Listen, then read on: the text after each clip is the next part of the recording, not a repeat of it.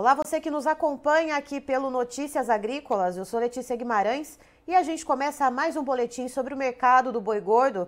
Vamos lá para Mato Grosso do Sul conversar com o Frederico Stella, que é diretor da FamaSul, a Federação da Agricultura e Pecuária do Mato Grosso do Sul. Vai trazer um pouquinho para a gente aqui da realidade de preços por lá, escalas de abate, como que está a dinâmica desse mercado. Seja muito bem-vindo aqui com a gente, Frederico. Bom dia, Letícia, tudo bom? Opa, tudo certo. Frederico, como que a gente está aí no Mato Grosso do Sul em relação às escalas de abate? Como que está esse andamento aí dos frigoríficos?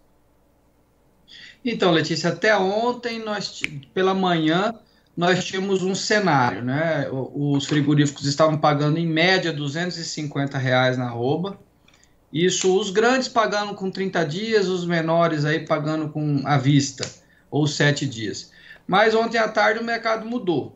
Eles peitaram o mercado aí e mandaram a arroba para 240 nessas mesmas condições. E a escala curta, viu, Letícia?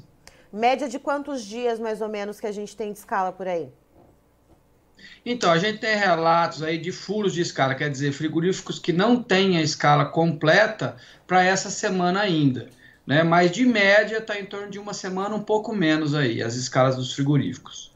E, Frederico, o que acontece, então? Os frigoríficos tendo essa escala mais curta, estão praticando ali um preço, de repente, como você disse, deram essa peitada no mercado e tentaram essa pressão de baixa aí para 240. O que aconteceu? Qual é a justificativa que se vê para isso? Então, fora isso ser uma estratégia de mercado, né, Letícia, porque eu acho que cada um tem que puxar a sardinha para o seu lado, né? A gente não pode também falar que os outros vão estar pagando sem dar uma tentadinha para pagar menos e ganhar mais, né? A gente faz isso, os frigoríficos também fazem. Mas eu acredito que existem alguns motivos que levam a essa pressão de baixa nesse momento. Primeiro, é o dólar baixando, né, a níveis aí que há alguns meses aí, que nós não víamos o dólar abaixo de 5, tão como está agora. Depois, a época do mês, né, Letícia? Porque a gente tem uma época, geralmente, a segunda quinzena do mês é mais difícil a venda de carne aqui interna brasileira. E há relatos de alguns frigoríficos que chegou ao nosso conhecimento que eles estão com estoques cheios. Então, eu acredito que esses três fatores aí principais são os grandes responsáveis nesse momento por essa tentativa de baixa na roupa. Esses estoques cheios, Frederico, o que pesa mais na formação deles? É a questão da demanda interna, que ainda tem uma certa derrapada, ou ainda tem a ver com aquela questão do alto embargo brasileiro em relação à China, por causa daquele caso ainda de encefalopatia espongiforme bovina no Pará, que a gente teve ali aquele um mês de paradeira de embarques para a China? O que pesa mais para a formação desse estoque? Eu acho que neste momento essa parada da China não tem mais tanta relevância, porque o mercado já está normalizado, né? Uhum. O que eu acredito que o mercado interno seja a grande fiel da balança nessa questão desses estoques. Então, talvez a venda no mercado interno esteja mais fraca do que o normal.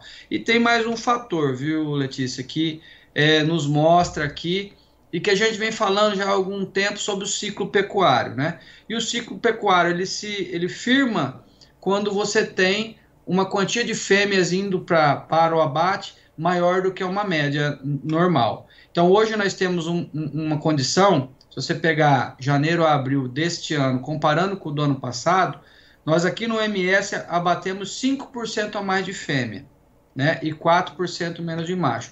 Tradicionalmente, se um subiu 5, outro baixou 4, teria que estar no normal, mas não é assim, porque os bois geralmente vão para exportação. Certo. Nós, aqui no mercado interno, a grande maioria do consumo de carne no mercado interno é de carne de fêmea. Então, essa fêmea sendo abatida mais, sobra mais no mercado interno, que acaba trazendo esses estoques aí que os frigoríficos têm.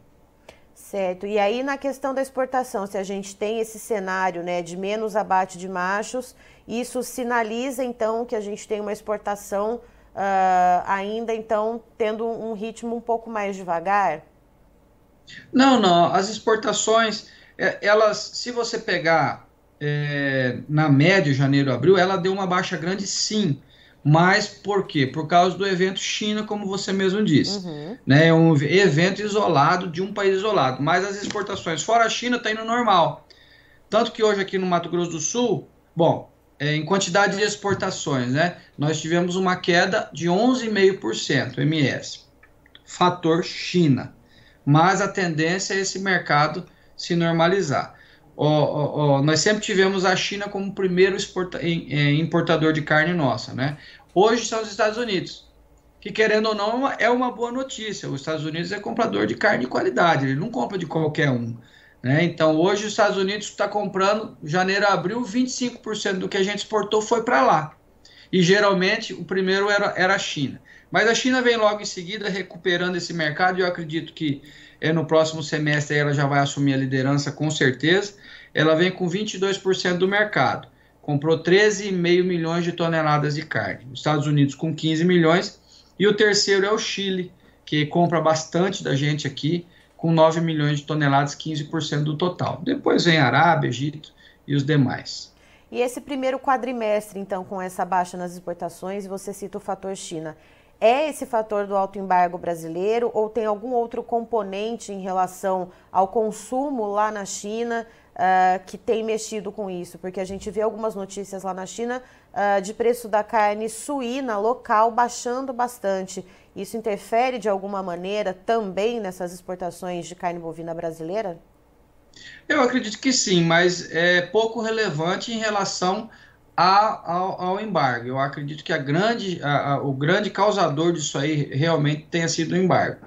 Essa questão de preço, da concorrência do suíno com a carne bovina, também pesa, mas eu acredito que muito pouco. Uhum. Não seria o fator principal, não.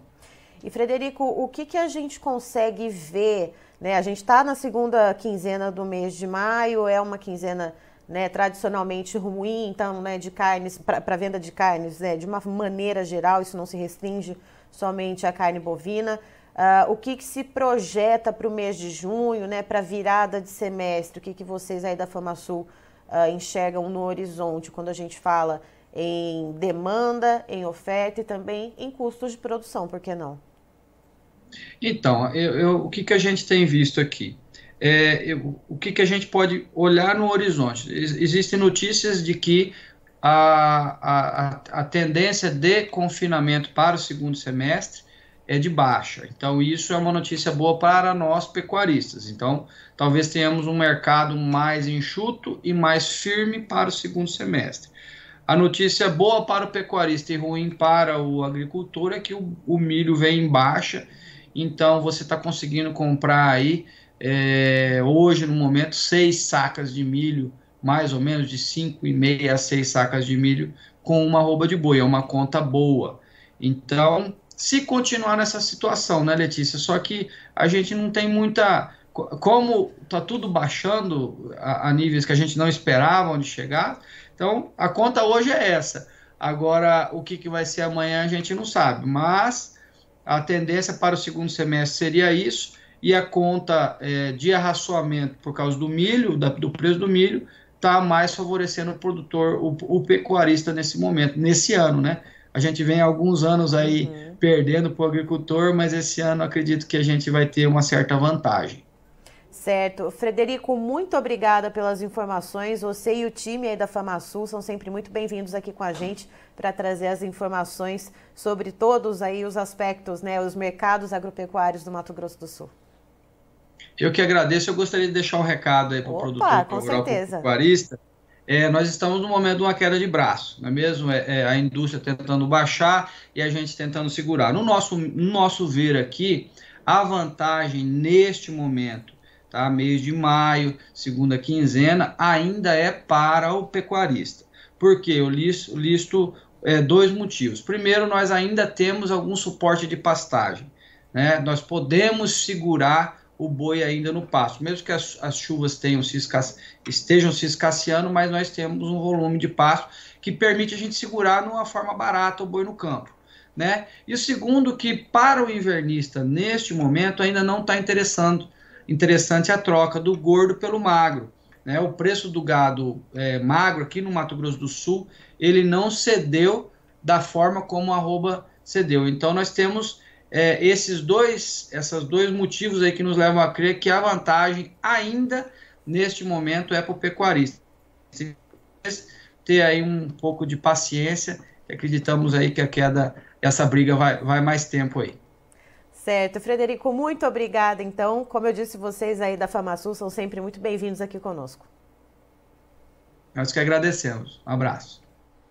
Tá, então estivemos com o Frederico Stella, que é diretor da FamaSul, a Federação da Agricultura e Pecuária do Mato Grosso do Sul, nos trazendo então a realidade do mercado do boi gordo por lá. Segundo ele, ontem o mercado estava trabalhando com uma arroba valendo R$250, mas os frigoríficos, nas palavras até do próprio Frederico, deram aí uma peitada no mercado, mesmo estando com as escalas bem curtas, em torno aí de 7 dias, fizeram aí uma pressão baixista para praticar o preço de R$240 a arroba. Então esse é o cenário que a gente vê de preços por lá. Segundo o Frederico, a gente tem também uma questão de dados de abate que ele trouxe para a gente que é bastante interessante. Abate de fêmeas entre janeiro e abril desse ano teve um aumento de 5% e o de machos teve uma queda de 4%.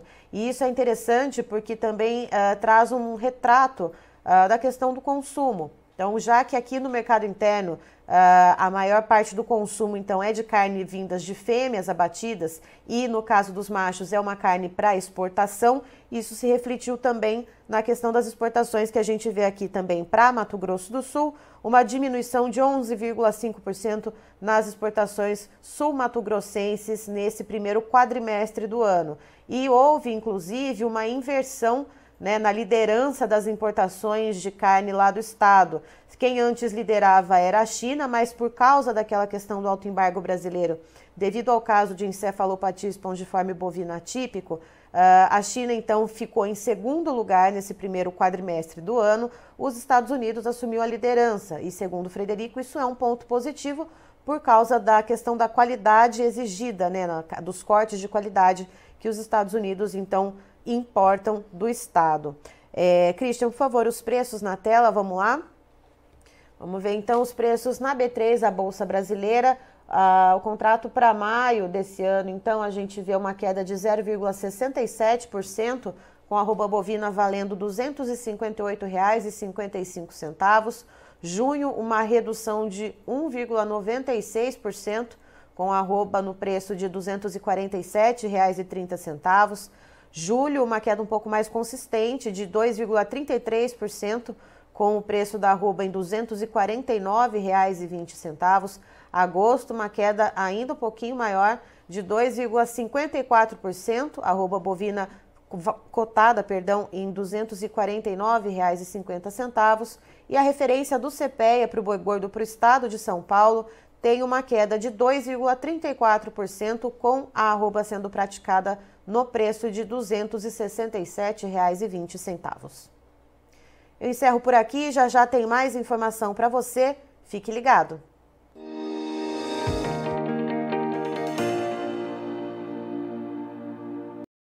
Participe das nossas mídias sociais, no Facebook, Notícias Agrícolas, no Instagram, @Notícias Agrícolas e em nosso Twitter, @Noteagri. E para assistir todos os vídeos, se inscreva no YouTube, na Twitch, no Notícias Agrícolas Oficial.